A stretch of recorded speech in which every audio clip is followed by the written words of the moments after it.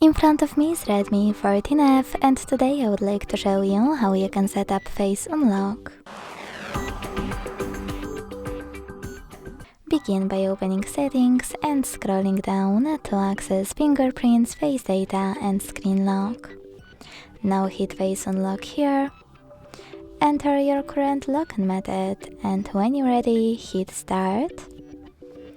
And next in attention pop-up. Keep your face in frame and follow all of the instructions from your screen. Then operate all of those options however you want to. And when you finished, go back.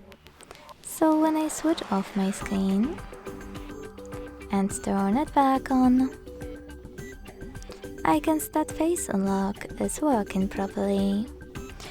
Thanks so much for watching. If you enjoyed this video, leave a like, comment and subscribe. Bye!